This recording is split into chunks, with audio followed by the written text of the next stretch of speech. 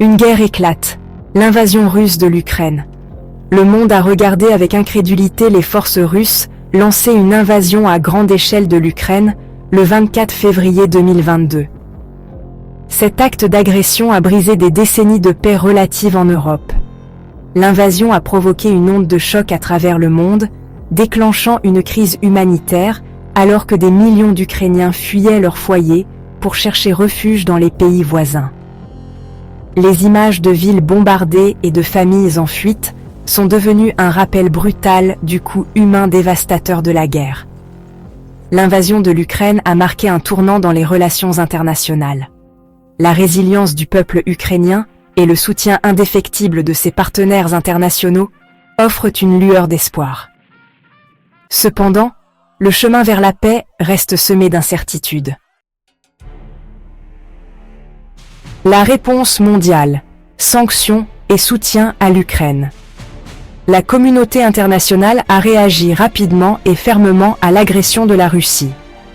Sous l'impulsion des États-Unis, de l'Union européenne et d'autres alliés, une série de sanctions sans précédent ont été imposées à la Russie.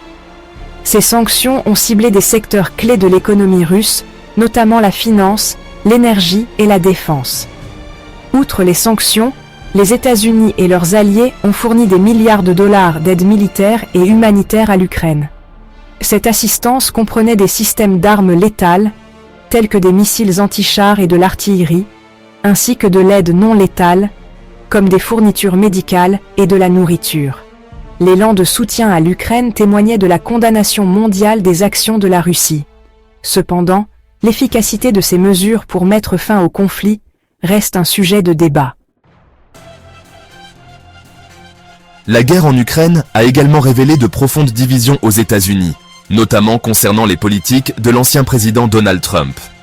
Tout au long de sa présidence, Trump a adopté une position souvent contradictoire envers la Russie et l'Ukraine. D'une part, il a autorisé la vente d'armes létales à l'Ukraine, une mesure à laquelle son prédécesseur, Barack Obama, avait résisté. D'autre part, Trump a fréquemment fait l'éloge du président russe Vladimir Poutine, remis en question la valeur de l'OTAN et minimisé l'ingérence de la Russie dans l'élection présidentielle américaine de 2016. Quatrième partie. Aide militaire suspendue. Le pari risqué de Trump pour la paix.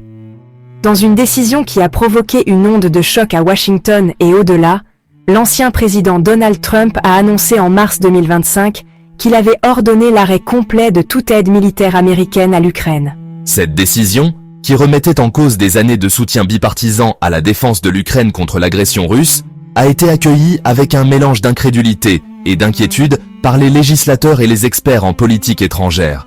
Trump a défendu sa décision, arguant qu'elle était nécessaire pour forcer le président ukrainien Volodymyr Zelensky à la table des négociations avec la Russie. La suspension de l'aide militaire a eu des conséquences immédiates et considérables pour l'Ukraine. Les États-Unis avaient été un fournisseur crucial d'armes et de munitions pour l'armée ukrainienne, fournissant environ 30% de ses besoins totaux. Cette décision a également envoyé un message dangereux à Moscou, signalant que les États-Unis n'étaient plus engagés à soutenir la souveraineté et l'intégrité territoriale de l'Ukraine. Cinquième partie.